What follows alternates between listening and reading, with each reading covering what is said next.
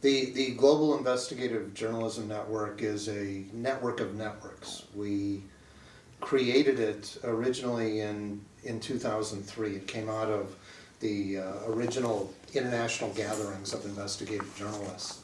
GIJN is a network of 155 organizations in 68 countries, all nonprofits who believe in spreading and strengthening the professional practice of investigative journalism.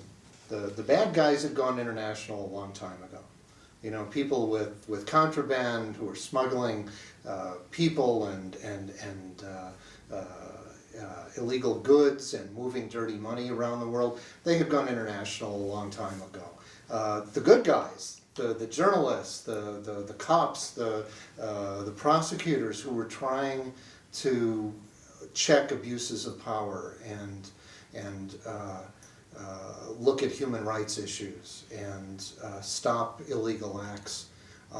They weren't connected internationally. With your decades of experience in this field, where do you see investigative journalism and critical journalism today?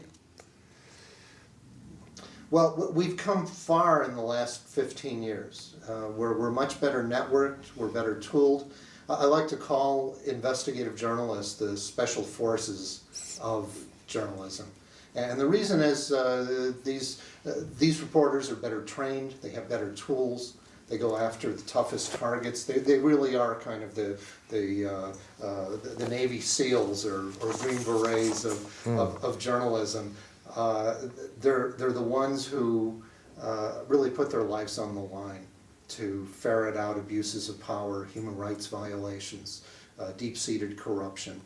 And because of that, we face some of the biggest risks. Hundreds of journalists are imprisoned throughout the world almost. Where do you see the future for this?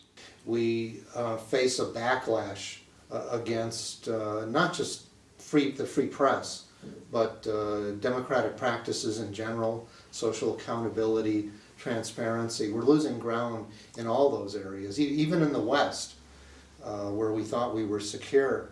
At the same time, we have more investigative journalists than ever before. And you know, our staff begins each day surveying what's going on with investigative reporters in 100 countries. And half the news is just horrible. We're getting beat up, we're getting arrested, we're getting imprisoned, we're getting sued in court for bogus charges. Oligarchs are trying to derail our publications and investigations. But the other half of the news is great.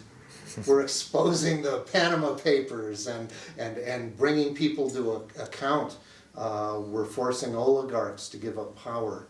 We're exposing terrible human rights abuses and bringing people to account for the first time. We can have massive leaks, and we can coordinate these global investigations in a way that was unthinkable even 10 years ago.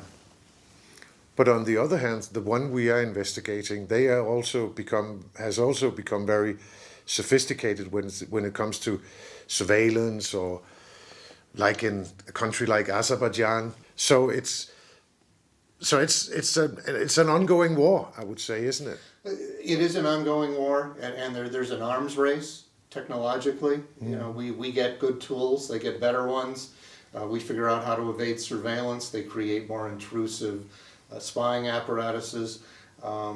But you know, a lot of the tech people are on our side. The tech industry, you know, grew up as a bunch of hippies in Silicon Valley. A lot of these people have our back. They're very sympathetic to freedom of the press, to accountability, to the practice of a healthy democracy.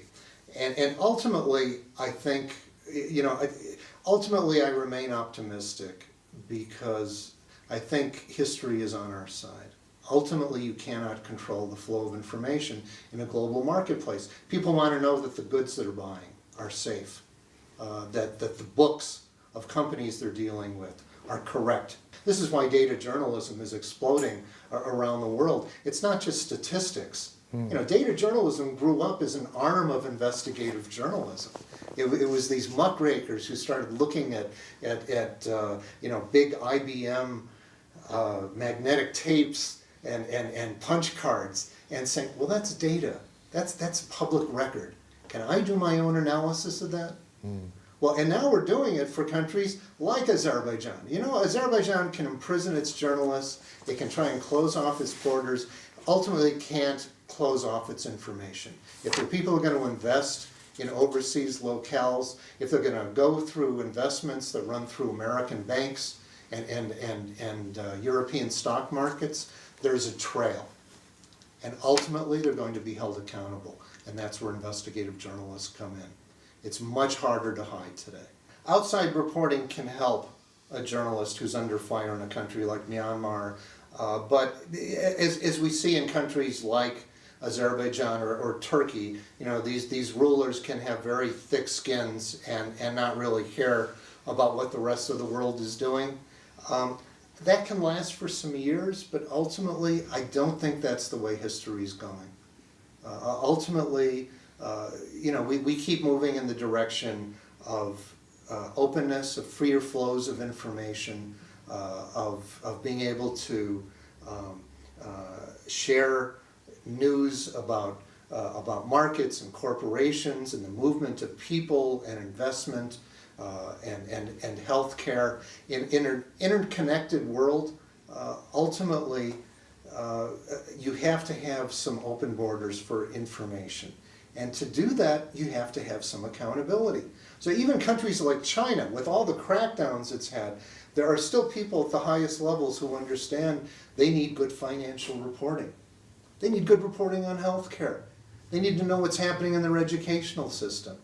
And to do that, you have to have reasonably honest levels of journalism. And progressive rulers have found this out all over the world, and they're going to keep finding it out. If you want to catch up to the Western economies, if you want your society to keep growing, you've got to have the open and accountable movement of information. And you know what? That means you're going to have to put up with investigative journalists. We're not going away.